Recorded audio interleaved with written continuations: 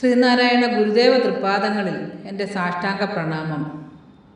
ശ്രീ മങ്ങാട് ബാലേന്ദ്രൻ സാറിൻ്റെ ഗുരുദേവ കഥാസാഗരം ഭാഗം 26 ആരോടും പരിഭവമില്ലാത്ത നാണു.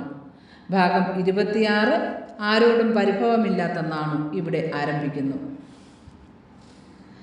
വാരണപ്പള്ളിയിലെ തറവാട്ട് കാരണവരും അമ്മമാരുമൊക്കെ മറ്റു വിദ്യാർത്ഥികളോടില്ലാത്തത്ര സ്നേഹവാത്സല്യങ്ങൾ നാണുവിനോട് കാണിച്ചിരുന്നു.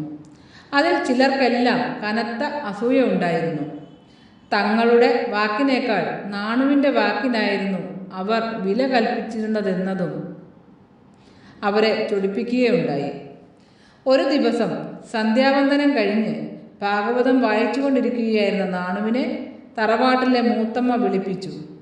നാണു ചെല്ലുമ്പോൾ മൂത്തമ്മയുടെ അടുത്ത് നാണുവിൻ്റെ സഹപാഠികളായിരുന്ന പെരുന്നെല്ലി കൃഷ്ണനും വെളുത്തേരി കേശവനും പുതുക്കാട്ട് മഠത്തിൽ കൃഷ്ണനും നിൽപ്പുണ്ടായിരുന്നു.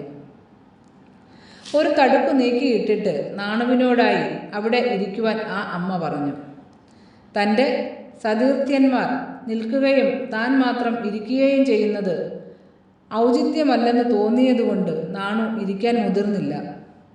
എന്തിനാണ് അമ്മ തന്നെ വിളിപ്പിച്ചതെന്ന് നാണു അന്വേഷിച്ചപ്പോൾ ഭാഗവതത്തിലെ ഒരു സന്ദർഭം വിവരിച്ചു കേൾക്കാനാണെന്ന് മൂത്തമ്മ അറിയിച്ചു. നാണു ഒരു മന്ദസ്മിതത്തോടെ ആ ഭാഗം നന്നായി വിവരിച്ചു കേൾപ്പിച്ചു. ഭക്തിസാന്ദ്രമായ ആ വിവരണം കേട്ട് മൂത്തമ്മയുടെ കണ്ണുകൾ നിറഞ്ഞുപോയി. അത്രയും ഭക്തി നിർഭരമായി അതിനു മുമ്പൊരിക്കലും ആ ഭാഗം കേൾക്കുവാനായിട്ടില്ലെന്നും കൃഷ്ണനും കേശവനും വിവരിച്ചതിൽ ഭക്തി വേണ്ടത്ര കലർന്നിരുന്നില്ലെന്നും മൂത്തമ്മ പറഞ്ഞു. അവിടെ നിന്നിറങ്ങിയ നാണുവിനെ ആ സതീർത്ഥ്യന്മാർ കണക്കറ്റ് പരിഹസിച്ചു. എങ്കിലും നാണുവിന് യാതൊരു ഭാവഭേദവും ഉണ്ടായില്ല. എന്തു പറഞ്ഞാലും നീരസമുണ്ടാകാത്ത നാണുവിൻ്റെ പ്രകൃതം കണ്ടിട്ട് അവർ അതിശയിക്കുക തന്നെ ചെയ്തു. അന്ന് ശയനത്തിനു മുമ്പായി അവർ വീണ്ടും ഒത്തുകൂടി നാണുവിനെ എങ്ങനെയൊക്കെ പറ്റിക്കണമെന്ന് ആലോചിച്ചു. അവസാനം അതിനൊരു വഴിയും അവർ കണ്ടെത്തി. വാരണപ്പള്ളിയിലെ ഉച്ചയൂണിന് മത്സ്യം ഒരു പ്രധാന ഇനമായിരുന്നു. തറവാട്ടിലുള്ളവർക്കും അവിടെ വന്ന് താമസിച്ചിരുന്ന വിദ്യാർത്ഥികൾക്കും മത്സ്യം ഏറെ ഇഷ്ടവുമായിരുന്നു. എന്നാൽ അക്കൂട്ടത്തിൽ നാണു മാത്രം മത്സ്യം കൂട്ടിയിരുന്നില്ല. അത് എല്ലാവർക്കും അറിവുള്ള കാര്യവുമായിരുന്നു. എങ്കിലും അടുത്ത ദിവസം വെളുത്തേരിയും പെരുന്നെല്ലിയും ചേർന്ന് അവിടുത്തെ അടുക്കളക്കാരിയുടെ അനുവാദത്തോടെ രഹസ്യമായി നാണുവിന് വിളമ്പിയ ചോറിനുള്ളിൽ ഒരു തുണ്ട് മത്സ്യം ഒളിപ്പിച്ചു വെച്ചു. എല്ലാവരും ഊണ് കഴിക്കുവാനിരുന്നു. ആ നേരത്ത് വെളുത്തേരി പെരുന്നെല്ലിയെ ഒളിക്കണ്ണിട്ട് നോക്കി. എന്നിട്ട് എല്ലാവരും കേൾക്കെ ചോദിച്ചു, ഇവിടെ എല്ലാവരും പരസ്യമായിട്ടാണ് മത്സ്യം കഴിക്കുന്നത്, എന്നാൽ ഒരാൾ മാത്രം അത് രഹസ്യമായിട്ട് കഴിക്കുന്നു.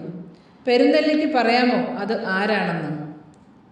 പെരുന്നെല്ലി തല ഉയർത്തി ഉച്ചയൂണിലിരുന്ന എല്ലാവരെയും ഒരു വട്ടം നോക്കി. എന്നിട്ട് ഇങ്ങനെ പറഞ്ഞു, എന്താ വെളുത്തേരിക്ക് ഇത്ര സംശയം? അത് നാണു തന്നെ. എല്ലാവരും ആ തമാശ കേട്ട് ചിരിക്കുന്നതിനിടയിൽ തനിക്ക് വിളമ്പി വെച്ചിരുന്ന ചോറിൽ ഒളിപ്പിച്ചിരുന്ന മത്സ്യത്തുണ്ട് നാണു കണ്ടു. ആരോടും പരിഭവം കാട്ടാതെ നാണു അവിടെ നിന്നും എഴുന്നേറ്റ് പോയി. പിന്നീട് ആരൊക്കെ നിർബന്ധിച്ചിട്ടും നാണു അന്ന് യാതൊന്നും കഴിക്കുകയുണ്ടായില്ല. നാണുവിൻ്റെ നിരാഹാര വ്രതമറിഞ്ഞ വാരണപ്പള്ളിയിലെ കാരണവർ കൊച്ചുകൃഷ്ണ പണിക്കർ അതിന് കാരണക്കാരായ കൃഷ്ണനെയും കേശവനെയും വിളിപ്പിച്ചു. പരസ്യമായി ശാസിച്ചു. ഒടുവിൽ അവരെല്ലാം നാണുവിനോട് മാപ്പ് പറഞ്ഞ് ഉറ്റ ചങ്ങാതിമാരായി. ശരണം ശരണം ശരണം തരണേ ശിവഗിരി ഗുരുദേവാ, തവ തിരുപാദം ശരണം തേടുന്നടിയങ്ങൾ ഞങ്ങൾ.